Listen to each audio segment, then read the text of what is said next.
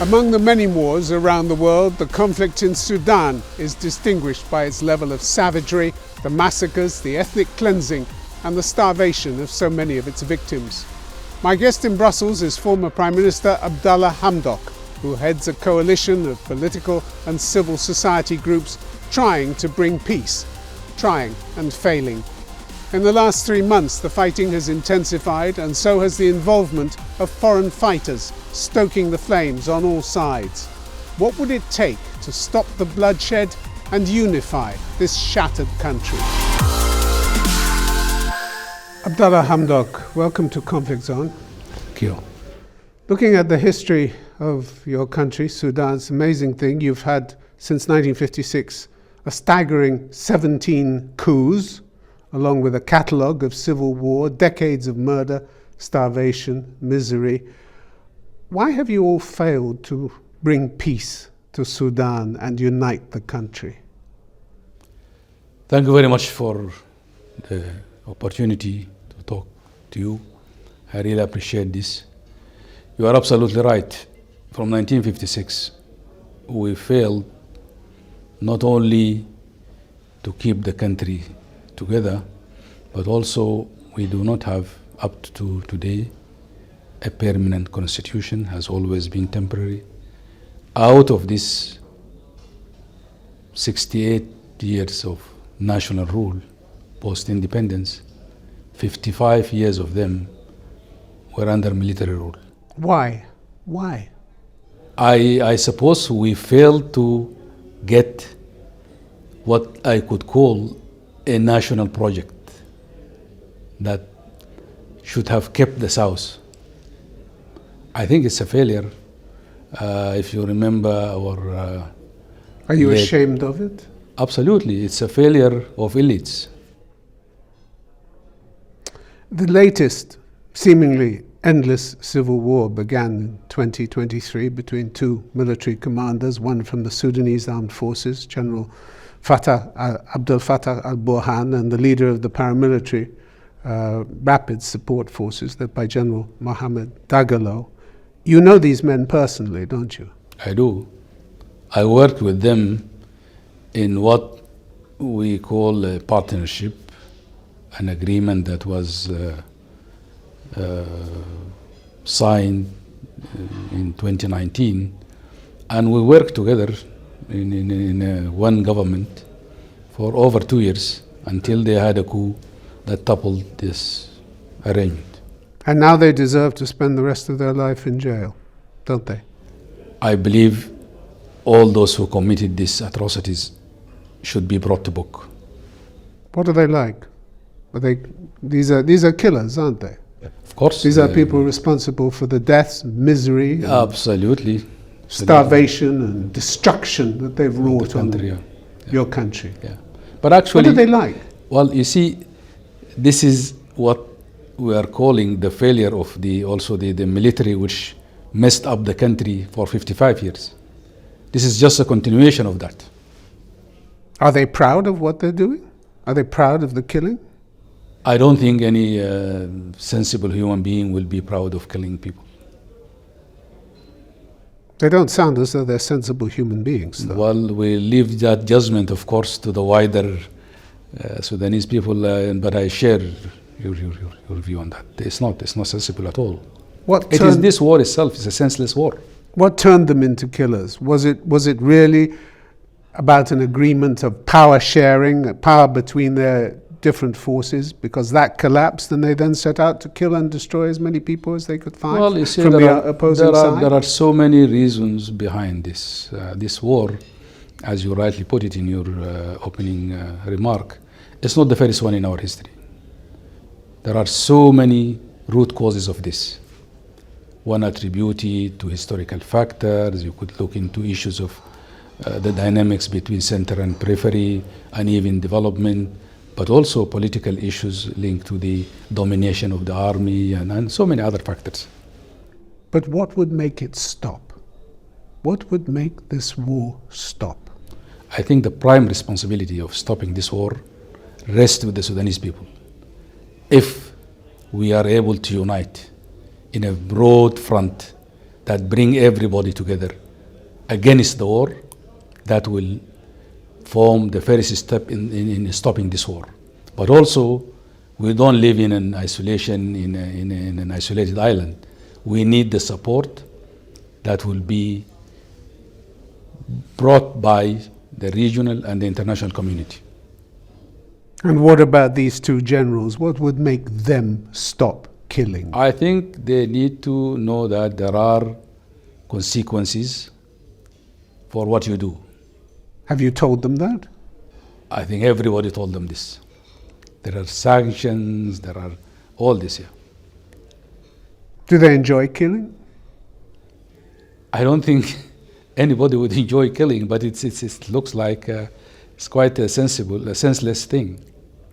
Last month saw a major surge in fighting in the country, hundreds killed in aerial bombings and revenge attacks, and evidence that there are increasing numbers of foreign fighters, mercenaries now involved in the fighting.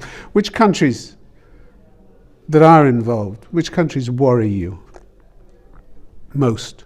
You know, in today's world, Tim, you will not find a single village that is isolated from what's happening around.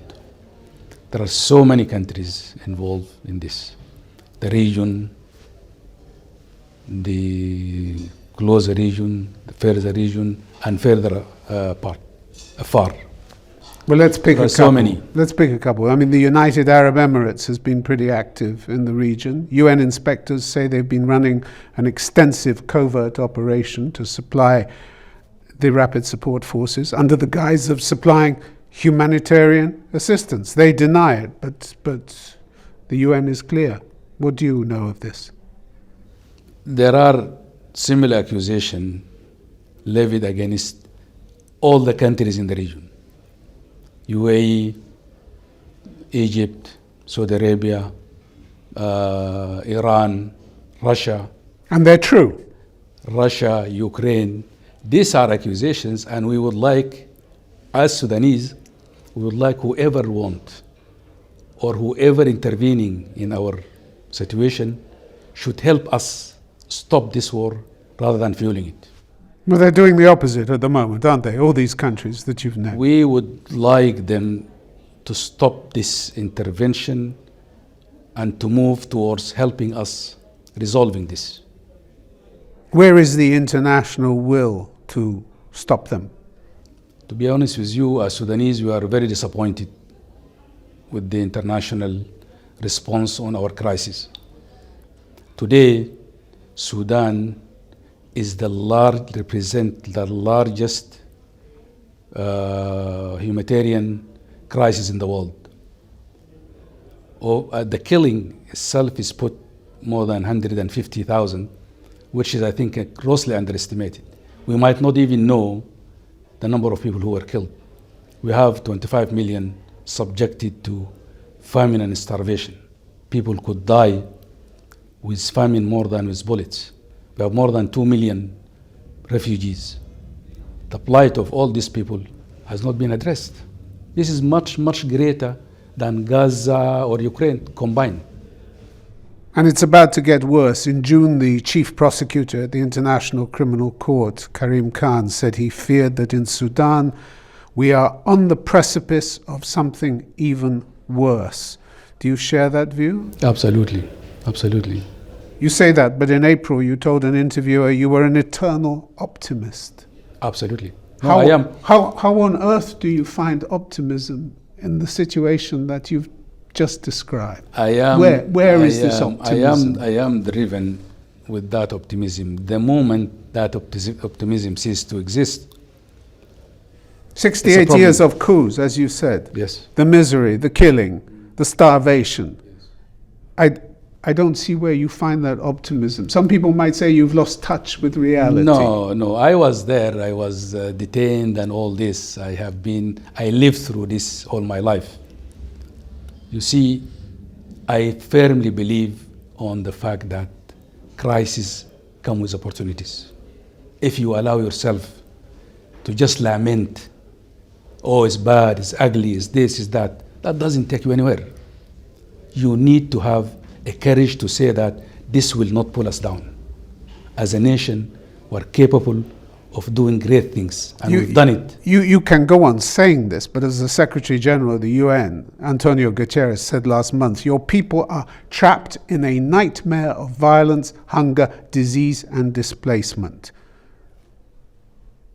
And you say there's optimism. No, I'm not describing the situation as but optimism. You have optimism. Yes, I am saying you cannot, look, to face this crisis, and if you are just complaining forever, that will not help. But there doesn't seem to be any sense of urgency. No, there is. We have been. We keep doing the same things, and the killing goes on, and nothing stops. Nothing stops. Let me tell you one thing. You know, with all these miseries, we gave the world 3 very important and gratifying uprisings that toppled dictators. The military dictatorship was toppled by the Sudanese in 1964. We did it again in 85, and we did it in 2019. So the Sudanese people have accumulated very strong experience of resistance. It's an accumulated process. And very strong experience of human rights violations. Yes. And war crimes. But with all this did not deter us from toppling these dictators. In the past. We did it 3 times. In the past. Not in the past. This is only 3 years ago, the last one. Where did this extreme level of savagery come from? Where did it come from? Is it part of your people? Is it part of who you are? Actually, this is a paradox, because as Sudanese character, we are very accommodative, we are peace-loving, we are never violent at all as a nation. And yet ethnic cleansing is now becoming a huge feature of this civil war, isn't it? But you see, all these issues are driven by a small minority. It's not really the nature of the wider population. It doesn't matter, it sucks everybody in, yes, true, whether it's a small minority or not. But you see, the reality is that the majority of the Sudanese are peace-loving, they live together in peaceful coexistence. Actually, diversity is a sense of strength, it should not be a sense of weakness. Isn't ethnic cleansing the hardest of the motives to address? Because if you're the wrong tribe, you die, don't you? Rwanda being the prime example of it in 1994. In fact, Romeo Dallaire, who led the UN mission in Rwanda during the genocide, he said last month, we fear the Sudan crisis is on the road to becoming a repeat of the 1994 Rwanda genocide. He should know, shouldn't he? I know, but I hope not we'll reach that point. What we are working tirelessly is to avoid that fate. And I think with the resolve and the determination of our people, our Sudanese people, and the support of our friends and peace-loving people in the world, we will be able to avoid this. Let's talk about the work you're doing. You lead a coalition of democratic forces called Takadum, or Progress. You try to organize peace talks, but negotiations have gone nowhere. In January, you signed a deal with the Rapid Support Forces, including a ceasefire, but it was rejected by Sudanese politicians. You're talking to parties that have continually broken their word, and I'm wondering, what's the point of talking to people like that? Look, you can't trust them from one day to the next, can you? Taqaddum, which is the acronym of the Coordination of Civilian Democratic Forces, is the largest alliance of Sudanese groups, which has brought together political parties, trade unions and professionals, civil society, resistance committees, some of the armed groups and all that. It's the biggest group. We had a very impressive founding convention in Addis Ababa in end of May, June this year, which we were But you haven't achieved anything approaching your goal, which is peace. You're nowhere near. I don't think that is. This group was founded merely 4 months ago. You cannot expect it to undo such a huge legacy. But we put forward a very sound vision, political vision to address this. If you may allow me, I can just quickly outline the major element of it. To start with, we do not believe there is a military solution to this crisis. We have to go through a political process. But that's obvious, isn't it? There cannot be a military. It's obvious. It's obvious. It is obvious. But because there are people who think it's not. There are people who think they can win this war, which is totally nonsense. We think number one priority today in this vision is the addressing humanitarian crisis and address the protection of civilians as number one priority. Mr. Hamdok, in August there were American-led peace talks that kicked off in Geneva, but Sudan's military didn't even send negotiators there, so they went nowhere. You can't even get a ceasefire. Isn't your priority to get a ceasefire and then talk when the guns have gone silent? Shouldn't that be the priority? Give somebody some respite from all this. That is why we are saying in our vision, number one priority is that. And you know, it's not only Alps in Geneva. There were a number of attempts before that. It was Jeddah, which started very well but got stalled quickly. Then there is Manama, which was much better, produced a very good document, shot down by the military. And then there is Alps, which the military is not attempting. How can it be a very good document when people go on dying? No. Doesn't matter whether it's a good document or not, does it? Unless you produce results, and the results aren't coming, are they? That is true, but results cannot drop from there. Results has to be worked through negotiations, through discussion. You agree on a document, you put it to the test and all that. One of the things that way, it has to be through negotiations. One of the things you said a moment ago, you talked about overthrowing Omar al-Bashir, who was president for 3 decades, ousted in 2019. He was indicted by the ICC twice on some of the most serious charges, including crimes against humanity. When you were prime minister, you announced September the 4th, 2021, that the Sudanese Council of Ministers had agreed to extradite al-Bashir to The Hague. Why didn't that happen? Still hasn't happened. Do you recall that date? It's September 2021. The coup took place October 21. 1 month after that. 1 month? But why in that month didn't you send him to The Hague? It's not that simple. Since day one we came, we had opened very fruitful cooperation with the ICC. They opened an office, we started working, they produced 3 options for the trials, whether at home or in the region or in the ICC, and we are engaging with them. There was a coup, as you said, but in November you were back again. You returned again to the Prime Minister's office. Why didn't you send al-Bashir to The Hague then? I stayed 1 month and resigned. And in that month, we were trying to put a brake on the coup and undo so many decisions that were taken in the period of 1 month when I was in detention.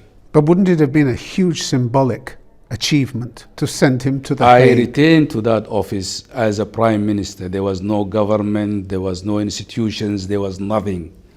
I was trying to put a brake on that and retain to the transition, meaning bringing back institutions, doing all these things that were abolished by the coup. The effect of getting rid of al-Bashir was extraordinary. The crowds were euphoric around the country. Suddenly art flourished. People were talking about politics. The West was offering to forgive your debts, even that. And yet you couldn't hang on to this euphoria. Why not? It didn't last. Why? The reason is, you know, the toppling of the dictatorship happened because we all united. We had a very strong united front, had achieved that. But from the second day, we had a lot of, you could call it, divisions. People went back behind their flags and all this. And we had this is a legacy of 30 years. But this was your best chance in 30 years. Look, yes, it was our best chance after 30 years. We did a lot in 2 years On the economic front, we achieved so many issues. On the political front, on the removal of Sudan from the state of sponsored terrorism, addressing so many issues. You cannot expect a government that is being just transplanted as a cabinet to undo in 2 years a legacy of 30 years.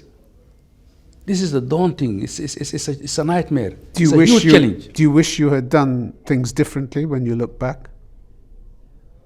No, I leave that to the... You have no regrets? No, about your time in absolutely. power? My conscience is very clear because we worked, and those who work and mud their hand are the people who make mistakes, who achieve some, could not achieve some, but there are reasons behind all this.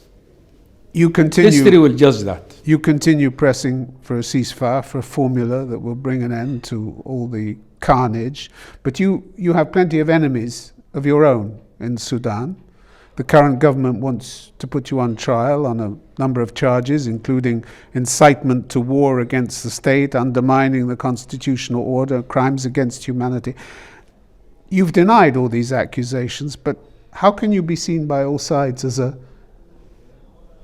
observer, as an impartial broker? Look, when you have these charges hanging over you. This is misconception. We are not brokers, we are not mediators. We are in the thick of it. We are totally aligned with the aspiration of our people. So don't think about us as people there mediating between two parts. No.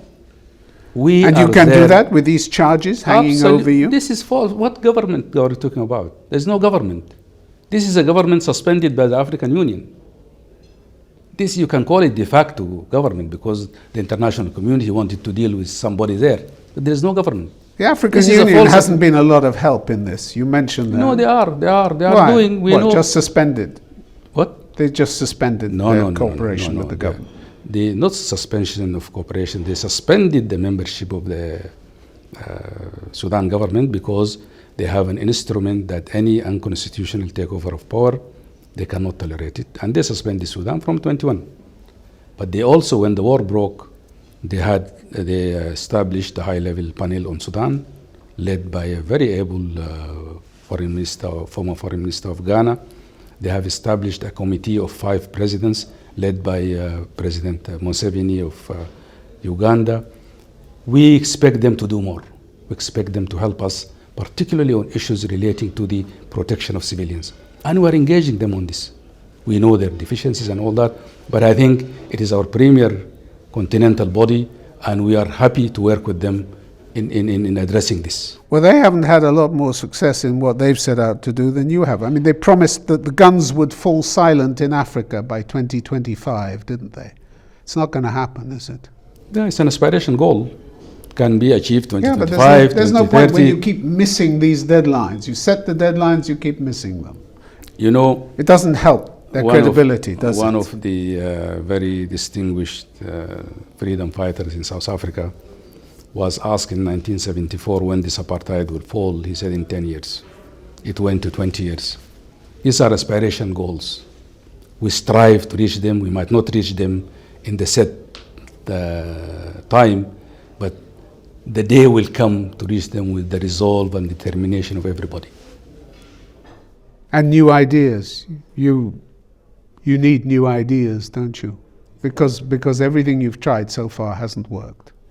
Nothing's worked. What we are outlining, we haven't tried. We have this vision of 3 parts: protection of civilians, ceasefire, and political process, with a mechanism which we call it round table conference, which would expect to bring together all kind of affiliation political parties, and we are working on that. And we are actually moving in the right direction. Taqaddum is reaching out to many others who are not inside Taqaddum, and I think we are not thinking about this as an event. It's a process. It will take time. Of course, there is a high sense of urgency because people are dying, but we will reach that. Very briefly, you can't go back to Sudan at the moment. Do you think there'll come a day when you can? Are you worried about your safety, even being outside? Yeah, of course, they are talking all the time about not only the accusations, they are calling openly by killing myself, our colleagues in Taqaddum and all that. We are not different from what is happening to the Sudanese people inside the country. Abdalla Hamdok, thank you very much for being on Conflict Zone. You are most welcome. Thank you.